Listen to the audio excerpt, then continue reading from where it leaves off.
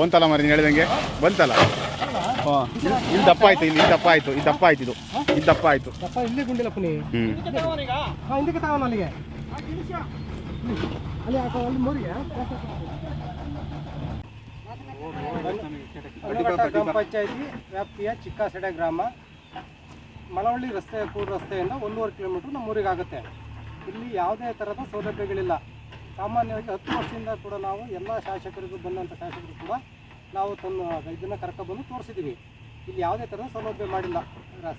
ಸ್ಕೂಲಿಗೆ ಮಕ್ಕಳಿಗೆ ಹೋಗ್ಬೇಕಾದ್ರೂ ಕೂಡ ತುಂಬ ಕಷ್ಟ ಆಗುತ್ತೆ. ಆಮೇಲೆ ರಾತ್ರಿ ಟೈಮಲ್ಲಿ ಯಾರಿಗೆ ಅನಾರೋಗ್ಯ ಕಾರಣಗಳಿಂದ ಹಾಸ್ಪಿಟ್ಲಿಗೆ ಕರ್ಕೊಂಡು ಹೋಗ್ಬೇಕಾದ್ರೂ ಕೂಡ ಬೇಲೂರು ಕರ್ಕೊಂಡು ಹೋಗ್ಬೇಕು, ತಾಲೂಕು ಆಸ್ಪತ್ರೆಗೆ. ಯಾವುದೇ ಥರದ ವೆಹಿಕಲ್ಲು ಬರೋದಿಲ್ಲ. ಇಲ್ಲಿ ಇರೋರು ಎಲ್ಲ ಬಡವರು ಆಗಿರೋದ್ರಿಂದ ಯಾರ ತಂದು ಸ್ವಂತ ವೆಹಿಕಲ್ ಇಲ್ಲ. ಹಾಗಾಗಿ ಎಲ್ಲ ಯಾರು ಹೋಗ್ಬೇಕಾದ್ರೂ ಕೂಡ ಬಾಡಿಗೆನೇ ಮಾಡ್ಕೊಂಡು ಹೋಗಬೇಕು. ಹಾಗಾಗಿ ಯಾವುದೇ ಬಾಡಿಗೆ ವೆಹಿಕಲ್ ಕೂಡ ನಮ್ಮೂರಿಗೆ ಬರೋದಿಲ್ಲ. ನಾವು ಪಂಚಾಯತಿ ವ್ಯಾಪ್ತಿಯ ಪಿ.ಡಿ.ಒ ಅವರಿಗೂ ಕೂಡ ಸಾಕಷ್ಟು ಸಾರಿ ಗಮನಕ್ಕೆ ತಂದಿದ್ವಿ. ಅವರು ಕೂಡ ಯಾವುದೇ ಥರದ ಸವಲತ್ತನ್ನು ಮಾಡಿಕೊಟ್ಟಿಲ್ಲ.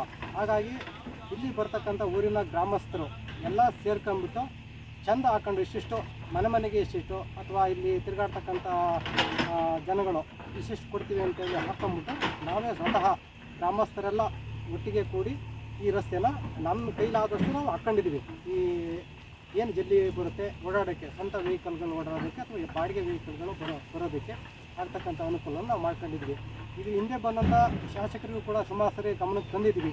ಅವರು ಕೂಡ ಯಾವುದೇ ಥರದ ಗಮನ ಹರಿಸಿಲ್ಲ. ಇನ್ನು ಮುಂದಾರು ಕೂಡ ಈ ಊರಿನ ಕಡೆ ಗಮನ ಹರಿಸಿ ಇದನ್ನು ಮಾಡಿಕೊಡ್ಬೇಕು ಅಂತೇಳಿ ನಾವು ಶಾಸಕರ ಗಮನಕ್ಕೆ ಊರಸ್ತಿನ ಊರಿನ ಗ್ರಾಮಸ್ಥರ ಪರವಾಗಿ ನಾವು ಕೇಳ್ಕೊಳ್ತಾ ಇದ್ದೀವಿ. ಕಾಣುತ್ತೆ